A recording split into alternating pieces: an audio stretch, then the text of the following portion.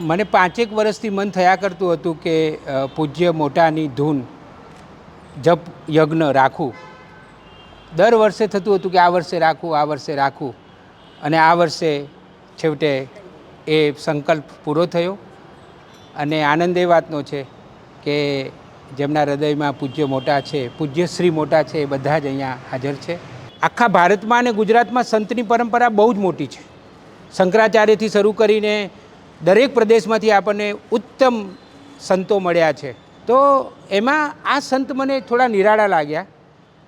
એ ગાંધીજીના સંપર્કમાં આવ્યા અને સમાજ માટેની એમની પ્રતિબદ્ધતા ખૂબ વધી ગઈ અને એમની 2 વાતો મને બહુ જ ગમતી. અને એટલે હું પૂજ્ય મોટાને ખૂબ માનું કે એમણે એક વાક્ય કહેલું કે મારે સમાજને બેઠો કરવો છે. એ વાક્ય મને એટલું બધું ગમે કે મારે આ સમાજને બેઠો કરવો છે.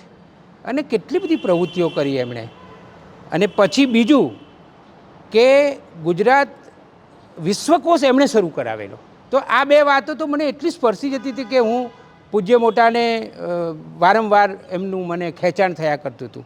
અને તમે વિચાર કરો કે બીજા 2 નિમિત્તે મારું ખેંચાણ વધી ગયું.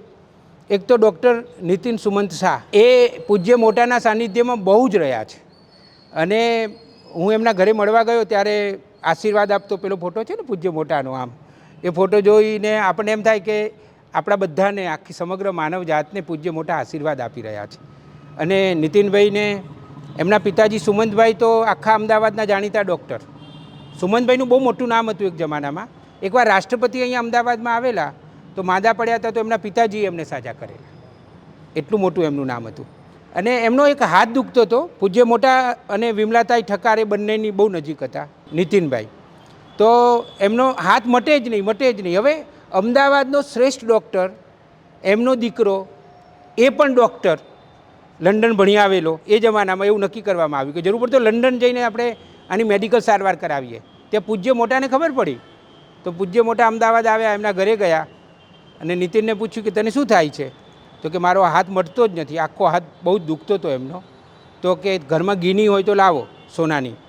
તો એક ગીની આપી અને એમણે મંત્ર જાપ કરી અને ગીની હાથ ઉપરથી આમ ફેરવી દીધી અને કહ્યું કે સાબરમતી નદીમાં જઈ અને એને જમીનની અંદર મૂકી દેજો. બસ એ દિવસેથી એમનો હાથ મટી ગયો. અને આ એમનું પુસ્તક મેં ને અનિતાએ હમણાં વર્ષ પહેલાં વાંચ્યું. આ પુસ્તક અમારા હાથમાં આવ્યું એટલે જે અનુયાયીઓ છે બધા પૂજ્ય મોટાના, એમણે પોતાના અનુભવો લખ્યા છે. તો મેં તો 2 જ દિવસમાં આ પુસ્તક પૂરું કરી નાખ્યું. મને એટલું બધું ગમ્યું આ પુસ્તક. પછી તો અનિતાએ પણ વાંચી લીધું. અને એમણે જે સાધના કરી છે, કેટલી પ્રચંડ સાધના કરી છે. એમણે સ્મશાનમાં જઈને સાધના કરી છે. એમણે નર્મદામાં, મેં આમાંથી જ એક વાંચેલું, નર્મદાની જે ઘાટ છે એમાં જઈ પણ ન શકો એવી જગ્યાએ અંદર જઈને એ સાધના કરતા હતા. અને ચારે બાજુ છાણના પેલા હોય પેલા, હા, અને એ કરીને વચ્ચે બેસી જાય અને એવી પ્રચંડ અગ્નિની વચ્ચે પણ એમણે સાધના કરી છે. બહુ જ મોટા સાધક હતા. અને એને કારણે એ ઘણું બધું પામ્યા હતા. પણ એનો ઉપયોગ એમણે સમાજ માટે જ કર્યો હતો. અને કેટલા બધા લોકોના રોગ લઈ લેતા હતા. એ કોઈ પણનો રોગ લઈ લેતા હતા. બોલો, કંઈ થયું હોય તમને તો આવડા મોટા સંત કે એ તમારો રોગ પોતાનામાં લઈ લે અને પોતે સહન કરે. એટલે જે સંત હોય તો આવો જ હોય ને. ખાલી એક જીવન ઉપર નજર રાખીએ એમની તો બહુ જ ગરીબીમાં, શરૂઆતમાં એમની આર્થિક સ્થિતિ સારી હતી. વડોદરાની બાજુમાં સાવલી ગામ છે, ત્યાં જન્મ્યા. 4 ભાઈઓ હતા, એમાં બીજા નંબરના દીકરા. એમના પિતા અને વિનોબા ભાવેના પિતા એક જ વસ્તુ કે જે ત્યારે વડોદરામાં ઉત્પાદન જે થતું હતું મિલોના, ટેક્સટાઇલ ઉદ્યોગમાં, એમાં એમના પિતાજી હતા. એકવાર એવું થયું કે બહુ જ દેવું થઈ ગયું અને એમને ગામ પણ છોડવું પડ્યું. અને એ પછી સાવલી ગામ છોડીને કાલોલમાં આવ્યા અને ખૂબ જ ગરીબીમાં માંડ ભણ્યા. મેટ્રિક સુધી વડોદરામાં ભણ્યા. અને 1920માં ગાંધીજીએ ગુજરાત વિદ્યાપીઠની સ્થાપના કરી તો બધા નીકળી ગયા. તો એક ક્લાસરૂમમાંથી જે એક સાથે 2 વિદ્યાર્થીઓ બહાર નીકળ્યા હતા, એમાં એક પૂજ્ય મોટા હતા અને બીજા રંગ અવધૂત હતા. એ એક જ ક્લાસમાંથી બહાર નીકળી ગયા બંને. અને પછી તો વિદ્યાપીઠમાં આવ્યા. નવજીવનમાં પણ એમણે કામ કરેલું છે. ગાંધી આશ્રમમાં પણ શિક્ષક તરીકે પૂજ્ય મોટાએ કામ કરેલું છે. હરિજન સેવક સંઘમાં એ મંત્રી હતા. અને પછી સાધના તરફ વળી ગયા. એમને એક રોગ થયો હતો અને એમણે આત્મહત્યા કરવાનું નક્કી કરી નાખ્યું હતું. રોગ હતો જેને વાઈ કહીએ છીએ ને, વાયની તીવ્રતા પણ વધારે હતી. પછી નક્કી કર્યું કે હવે મારે આત્મહત્યા કરી લેવી છે. માં નર્મદાના ત્યાં ગયા અને ઉપરથી નદીમાં ભૂસકો મારી દીધો અને જીવન સમર્પિત કરી દઉં. પણ એમની પાસે નિયતિ ઘણું બધું કામ કરાવવા માગતી હતી એટલે પાણીએ એમને બહાર ફંગોળી દીધા, ન મર્યા. આત્મહત્યા કરવાનો પ્રયાસ કર્યો તો મર્યા નહીં, મૃત્યુ ન પામ્યા. પછી તો એમણે આખું જીવન સમર્પિત કર્યું અને કેટલું બધું કામ કર્યું. એમણે વસિયતનામામાં એવું લખેલું છે, હું મૃત્યુ પામું તો મહેરબાની કરીને મારું ઈંટ અને ચૂનાનું કોઈ સ્મારક ન બનાવતા, દૂર દરાજના ગામોમાં નિશાળના ઓરડાઓ બનાવજો. આ પૂજ્ય મોટાએ કહ્યું છે. અને એ જીવતા હતા ત્યારે પણ 6000 ઓરડાઓ બનાવેલા. અને એમના મૃત્યુ પછી પણ જે હરિઓમ મંડળ ચાલે છે, જેના અત્યારના હોદ્દેદારો બધા અહીંયા જ છે, એ લોકોએ એ જમાનામાં 11 કરોડ રૂપિયા ભેગા કરેલા એ જમાનામાં, અને એમાંથી પ્રાથમિક શાળાના ઓરડાઓ જ બનાવેલા. એમણે તો જે કામ કર્યું છે બાળકો માટે, બહેનો માટે કેટલી જુદી જુદી સ્પર્ધાઓ કરી. એ ઇનામો આપે તો બહેનો ખડતલ થાય, બહેનોનો આત્મવિશ્વાસ વધે, બાળકોમાં સાહસ આવે. એટલે સાયકલ સ્પર્ધાથી શરૂ કરીને સમુદ્ર તરણની સ્પર્ધાઓ ને કેટલી બધી સ્પર્ધાઓ કરી છે. હું કાલે રાત્રે લિસ્ટ જોતો હતો, રાત્રે 12-1 વાગ્યા સુધી હું જાગ્યો, બધું વાંચતો હતો. તો જબરજસ્ત એમણે એક એક વસ્તુને જોઈ છે. હું પત્રકાર છું, છેલ્લા 40 વર્ષથી સતત સમાજની વચ્ચે રહું છું. મારું અવલોકન એવું છે કે મોટાભાગે જાણે અજાણે એવું થાય છે કે ધર્મના નામે લોકોનો આત્મવિશ્વાસ ઓછો થઈ જાય છે અને વધારે પડતા ભગવાન આધારિત થઈ જવાય છે. એટલે મેં એક લેખ લખેલો, એમાં એવું લખ્યું હતું કે ઘણીવાર એવું લાગે કે ભારતના લોકો માટે કે ભારતના લોકો હવે એવું માનતા થઈ ગયા છે કે મોક્ષ ભગવાન આપે અને વિકાસ સરકાર કરે, અમારે તો કશું કરવાનું જ નહીં. એ ભૂમિકામાં આ સંત જુદો પડ્યો. આ સંત એટલો બધો જુદો પડ્યો.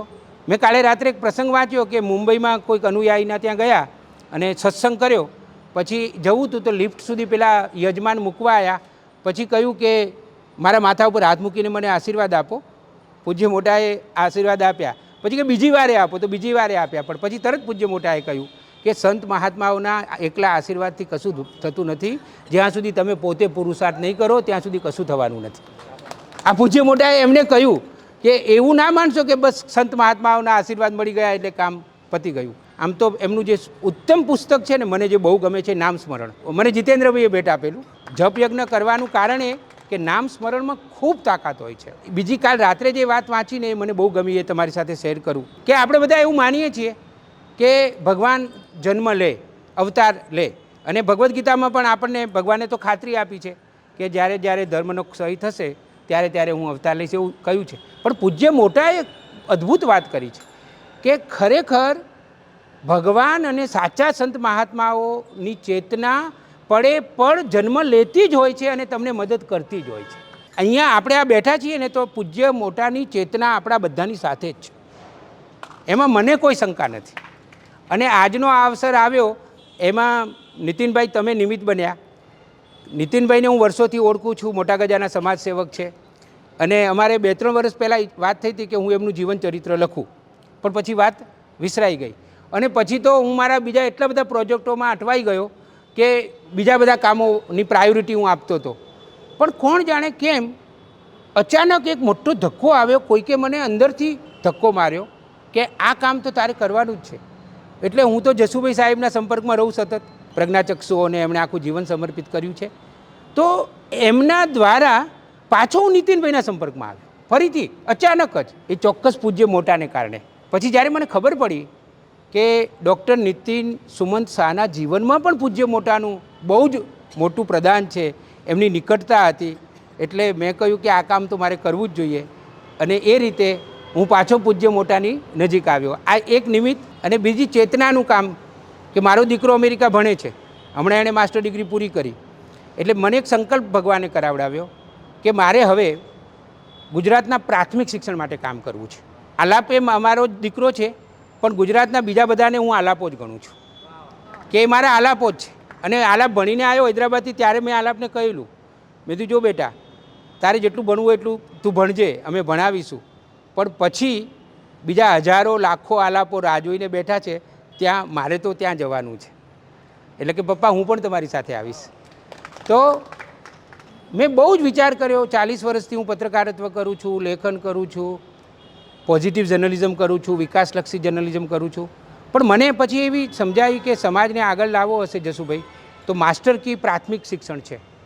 એટલે મેં પ્રાથમિક શિક્ષણમાં કામ કરવાનો સંકલ્પ કર્યો 10 વર્ષ 2035 સુધીમાં. એ જ વખતે હું નીતિનભાઈના સંપર્કમાં આવ્યો અને એ જ વખતે પૂજ્ય મોટા જાણે કે મને આશીર્વાદ આપવા માટે અહીંયા આવ્યા છે કે તે જે સંકલ્પ કર્યો છે ને એ સંકલ્પ તારો પૂરો થવાનો જ છે. એટલે આજે તમે પણ આશીર્વાદ આપો કે આપણે બધા સાથે મળીને આ કામ કરીએ. કામ 1 લાખ કરવાના હોય ને તો એમાં પ્રાયોરિટી નક્કી કરવી પડે કે ભાઈ આ એક સાથે આટલા બધા કામ આપણે કરવાના છે તો એમાં પહેલું કામ કયું કરીશું. તો પહેલું કામ જો કરવા જેવું હોય ગુજરાતમાં તો એ માત્ર પ્રાથમિક શિક્ષણનું છે અને આપણે બધા ભેગા મળીને કરીશું તો થશે જ. અને પૂજ્ય મોટાની ચેતના આપણને ચોક્કસ મદદ કરશે.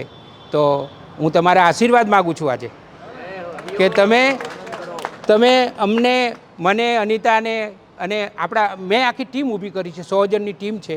આપણે બધા ભેગા મળીને એમણે જે વાક્ય કહ્યું હતું ને કે મારે સમાજને બેઠો કરવો છે તો આપણે બધા જે થોડું ઘણું બાકી રહી ગયું છે કામ એમાં આપણે બધા સાથે મળીને મચી પડીએ અને એમની ચેતના આપણને મદદ કરશે. હું આભાર માનું છું હરિઓમ સત્સંગ મંડળનો કે એમણે બહુ જ ઉદારતાથી હા પાડી. મેં કહ્યું કે મારે અહીંયા કરવું છે તો સુરેશચંદ્રભાઈ અને નીતિનભાઈ સાથે તો હું ઘણા બધા વર્ષોથી સંપર્કમાં છું અને મેં જે 600 પોઝિટિવ સ્ટોરી લખી છે એમાં એક પૂજ્ય મોટાની પણ છે. પૂજ્ય મોટા વિશે તો હું અવારનવાર લખતો જ રહ્યો છું, ફેસબુક ઉપર પણ અવારનવાર લખતો રહ્યો છું. એટલે મને આનંદ છે કે બધા લોકો તમે અહીંયા આવ્યા છો. થોડો ઝડપથી થોડો પરિચય કરાવી દઉં. દેવ તું આય, આ અમારો દેવ છે, દેવ ભરવાડ અને અમીષા ભાભી, આ અમારા અમીષાબેન છે. એ કેન્સાસ સિટીથી અમેરિકાથી આવ્યા છે અને અમદાવાદમાં એક બહુ જ મોટા ગજાના માલધારી સમાજના બહુ જ મોટા ગજાના સમાજસેવક હતા જેમનું નામ હતું સુરાભાઈ ભરવાડ. એમના નામનો રસ્તો પણ છે. નવા વાડજ વિસ્તારમાં રહેતા હતા અને એમની દીકરી રતનબેન ગુજરાતની પહેલી માલધારી સમાજની PhD થઈ હતી. એ સુરાભાઈનો આ પૌત્ર છે. અને હું હમણાં અમેરિકા ગયો તો અમે એના ઘરે 3 દિવસ રહીને આવ્યા છીએ. સુરાભાઈએ જે કામ ગુજરાતના માલધારીઓ માટે કર્યું અને લોકો માટે કર્યું, દેવ ત્યાં અમેરિકામાં એ કામ કરી રહ્યો છે. અને મેં એના 1-2 વિડીયો પણ બનાવ્યા છે. એમના ઘરમાં સંપૂર્ણ ભારતીય સંસ્કૃતિ. એમનો રાજા નામનો દીકરો છે, એનું સાચું નામ તો તક્ષ છે પણ એને રાજા ઉલામનું નામ કહે છે. અમે 3 દિવસ એના ઘરે રોકાયા હતા તો ભગવદ્ ગીતાના શ્લોક સડસડાટ બોલે અને આખું ઘર ભારતીય સંસ્કૃતિથી. એમનું ઘરનું નામ રાખ્યું છે આશા, એમના માતાનું નામ છે. એમના પિતાનું તો અવસાન થયું નૂતનભાઈનું, પણ એ ગાડી પણ એમણે સાચવી રાખી છે ને ડાઇનિંગ ટેબલમાં જ્યાં પપ્પા બેસતા હતા ત્યાં કોઈ નહીં બેસવાનું, એ તો ના જ બેસે. બહુ જ સરસ કામ કરી રહ્યા છે. તમે આવ્યા એનો અમને આનંદ છે. અહીંયા આપણા હાસ્ય લેખિકા નલિનીબહેન ગણાત્રા પણ હાજર છે.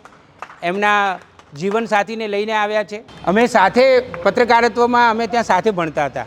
અમારા કરતાં અનિતા અને શિલ્પા વધારે ગંભીરતાથી ભણતા હતા પણ અમે સાથે ભણતા હતા ત્યાં.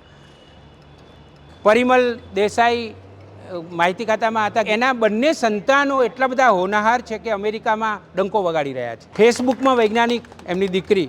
અમારા પ્રશાંત સર, અમારે ઘર જેવો સંબંધ છે. બીજા 2 અમારા ગુરુઓ પણ આવ્યા છે આલાપના, મૈત્રેય રાજપ્રિય, કૈલાસ આંટી. ઢીંગલીગર નામની એક અદ્ભુત સંસ્થા છે. એ ઢીંગલીગર સંસ્થામાં એ બંને એના સંચાલિકા છે. અમિત મારો સાડો છે. દિનેશભાઈ અમારા યોગ વિષયમાં એમનું બહુ મોટું પ્રદાન છે. લકુલેશ યોગ યુનિવર્સિટીમાં. સાહેબ તમારા હાથ નીચે કેટલા PhD થયા અત્યાર સુધી? 48 PhD થયા છે એમના હાથથી. 48 કદાચ વિક્રમ હશે. અમારા સુધીરભાઈ પણ આવ્યા છે આજે. એ અમારા પારિવારિક મિત્ર છે. અમારા કશ્યપભાઈ પરીખ છે, એમના વિશે મેં પોઝિટિવ સ્ટોરી લખી છે. અમારા મહેશભાઈ અને નીતાબેન આવ્યા છે. મહેશભાઈને હું જોડણી સમ્રાટ કહું છું. એ બહુ જ મોટા ગજાના કોપી એડિટર છે અને પ્રૂફ રીડર છે. અને નીતાભાભી આવ્યા છે. વિનોદભાઈ, અમારા વિનોદભાઈનું હમણાં જ પુસ્તક પ્રકાશિત થયું છે ગયા વર્ષે જ. ઉત્તમ વાચક પણ છે અને ઉત્તમ લેખક પણ છે. આ ધ્રુમન મહેતા છે, આપણા વાસુદેવ મહેતાના દીકરા છે. આવો ધ્રુમનભાઈ. અને મેં ને અનિતાએ વાસુદેવ મહેતા વિશે એક પુસ્તક કર્યું છે, પત્રકાર શિરોમણી વાસુદેવ મહેતા. અમારા પ્રેસિડેન્ટે બોલાવવાનું. આ છાયાબેન આવો. આ છાયાબેન પ્રજ્ઞાચક્ષુઓ માટે ખૂબ સરસ કામ કરે છે અને જસુભાઈ સાથે મળીને પણ એમણે ખૂબ કામ કર્યું અને હવે છાયાબેન નીતિનભાઈની સાથે મળીને પણ કામ કરી રહ્યા છે. બંનેની સાથે છાયાબેન પટેલ એમનું નામ છે. અને અમે લોકો દર દિવાળીએ સંવેદના સામગ્રી ઉઘરાવીએ. એકવાર તો એવું થયું હતું કે અહીંયા સંવેદના સામગ્રીથી આખું ભરાઈ ગયું હતું અને પછી અમે જે સંસ્થાઓ હોય દૂર દૂરની એમાં ટેમ્પા ભરીને ગરીબ લોકોને પહોંચાડીએ, એવું અમે કરતા હતા. કિશોરભાઈ એમાં બહુ મદદ કરે અમને. આ અમારા હેમંતભાઈ શાહ છે, અમારા પારિવારિક મિત્ર છે. લતાભાભી પણ આયા જ છે અને એમનો જન્મ પ્રમુખ થવા માટે થયેલો છે. એટલે કોઈ પણ સંસ્થામાં હેમંતભાઈ પ્રમુખ જ હોય. એટલે મેં કહ્યું ભગવાને તમને કહ્યું છે કે જાઓ અને પ્રમુખ બનો.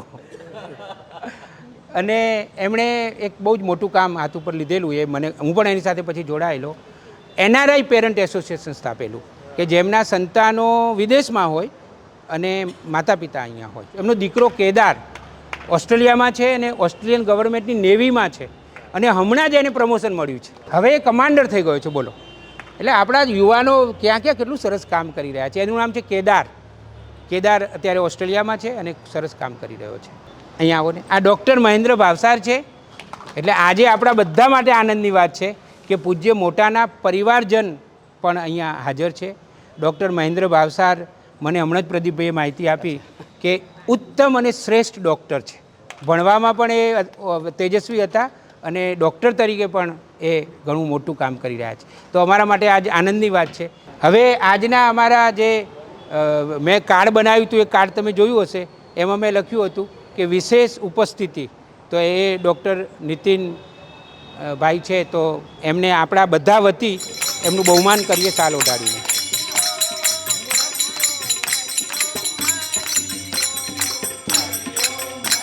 જ્યારે જ્યારે કોઈને મુશ્કેલી પડે તો સાચા હૃદયથી મને યાદ કરજો, તો તમારું કામ થશે. અને એનો અમને અનુભવ છે. આપણે ખબર છે કે સૂર્ય આમ જ જાય, પણ ક્યારેક આપણા માટે તેને આમ એવા જાત અનુભવ છે.